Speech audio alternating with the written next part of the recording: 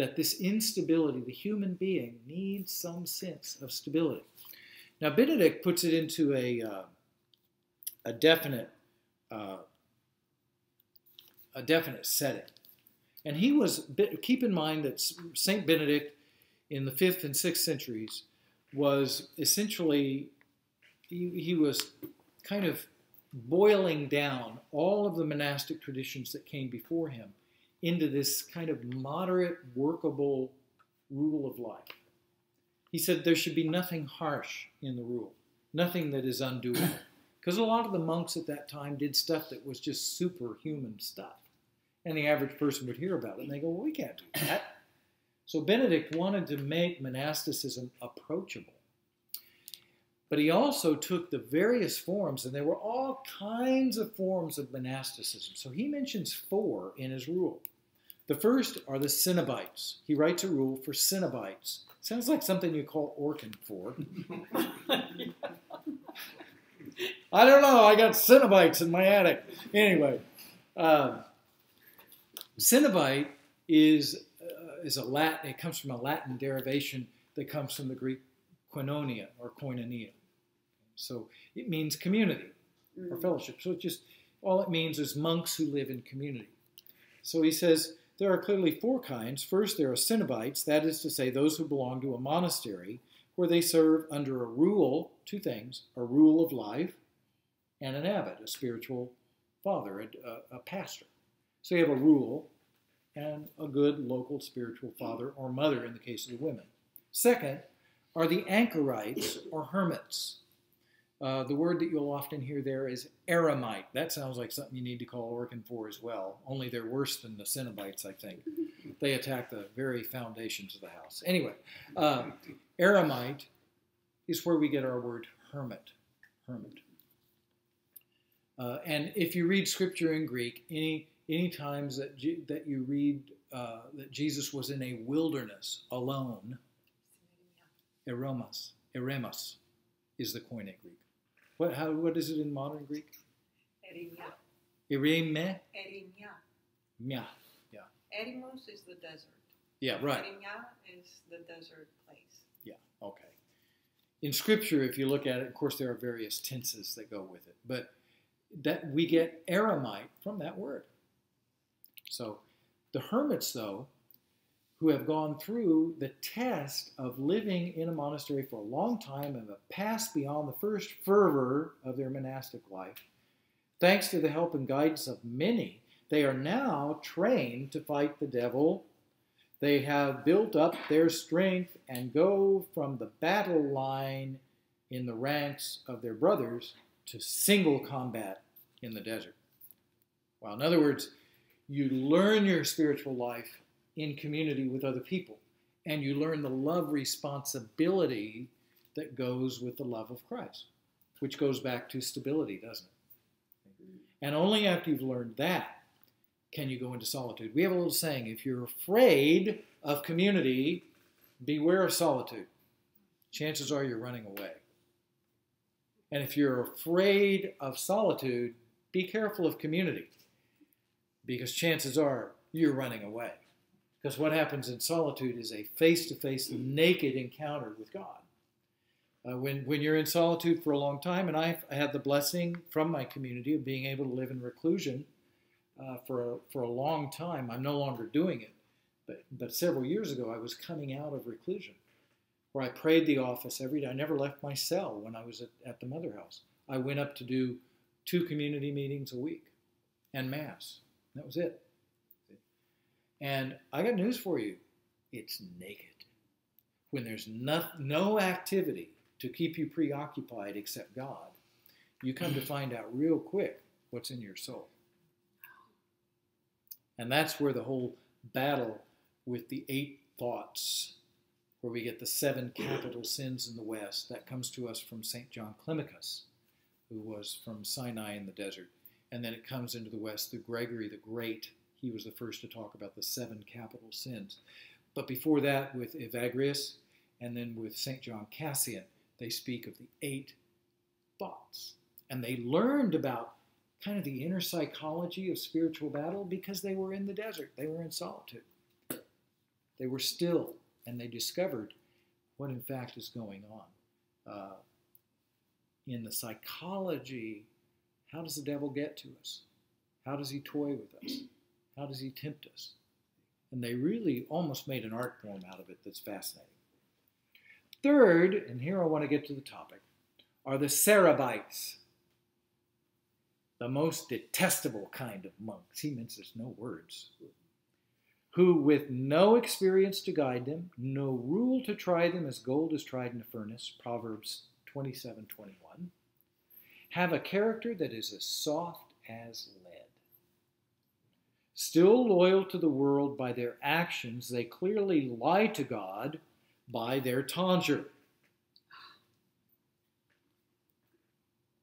2 or 3 together, or even alone, without a shepherd, they pin themselves up in their own sheepfolds, not God's.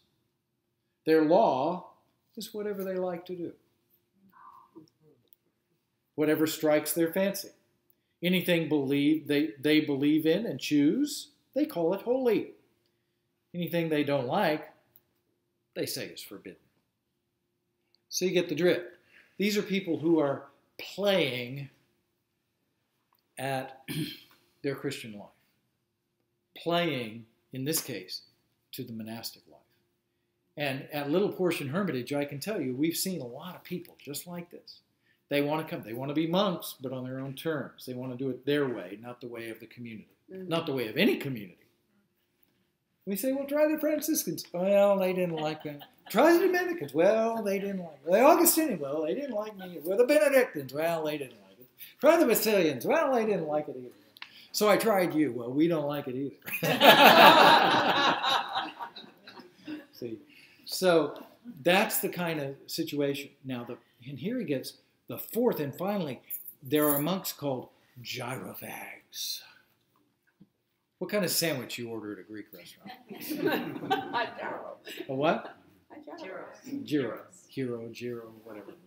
And it's exactly what it sounds like. They're vagabonds who are gyrating. See? Who spend their entire lives drifting from region to region, staying as guests for 3 or 4 days in different monasteries, always on the move. They never settle down. They are slaves to their own wills and their own gross appetites. In every way, they are worse than the Cerebites. Wow. So what is that for us? That, I think, that what we have to watch out for is people who go, well, I'm not happy at that church, not happy at that church, not happy at that church, so I'll start my own. There are over 5,000 denominations in the United States alone. Luther never had this in mind. Calvin never dreamt of it. That was not what their Reformation was about.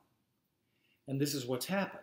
Because, well, if I'm not happy at Prince of Peace, I'll go somewhere else. And if I'm not as happy as a Catholic, well, I'll start something else. Or maybe I'll be an Orthodox. Or maybe I'll be, well, I'm not happy over there. Well, so we have people that, and so they end up in churches of 1 and 2 people. You remember what Billy Graham says? If you find a perfect church, don't join it. You'll wreck it. Remember that? That's really true. You're never going to find a parish, a church, a community that you agree with 100%. It's just not going to happen. We have a community. We are a new community in the church, and we have our own rule and constitution. It's approved by the church. We all make the same profession. But guess what? When we get into our chapter meetings every week at the monastery, we have differences of opinion. We don't always see it the same way. You never will. The beauty of Christian community is learning how to listen. The obedience factor again, you listen to your superior to get into practice to listen to your brother, your sister. And what's Jesus saying to me through them? You may say something different than what I had considered or thought or even agree with. But what is Jesus saying through you, to me? He's always saying something. And that's the art. That's the art of community. So I think today we have to be careful of that. We also have to be careful of what I call the joiner syndrome. Now, we are a new community. We have our own rule, our own constitution. It was approved by the church, is approved by the church. And the church says that in every era, there are new, fresh winds of the Spirit that raise up new movements, and those new movements give birth to community, new communities. But what we have to be careful of is the addiction to novelty. So our community is based very strongly on the traditions, the apostolic traditions, the monastic and Franciscan traditions that have come before. We are living stones in the spiritual temple, the scripture says.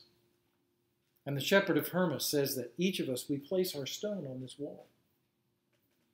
And we have to be careful because some veer to the right, some veer to the left. And when you do that, the wall begins to lean and it'll fall. So we have to place our stone squarely on top of what's come before. That's conservative, isn't it? Not to the right, not to the left, right square on top of what's come before. But you have to, this is Star Trek, watch out. You have to boldly go where no stone has gone before. Our stone has to be placed in a space where there's never been a stone before. So there's this balance. And what we have to be careful of are the folks that need novelty. This is an American addiction. It's new, it's fresh, therefore I'll try it. Well, I'll stay with it for 2 or 3 years, then I'll try something else. Then I'll try that. Yeah, that's old. I'll try something else. And so we don't end up building. We don't bloom where we're planted. We don't build anything of any major significance anymore. So we have to be careful of that. Community is a way that you build monastic community and Franciscan community like ours. You build on what's come before. You go forward.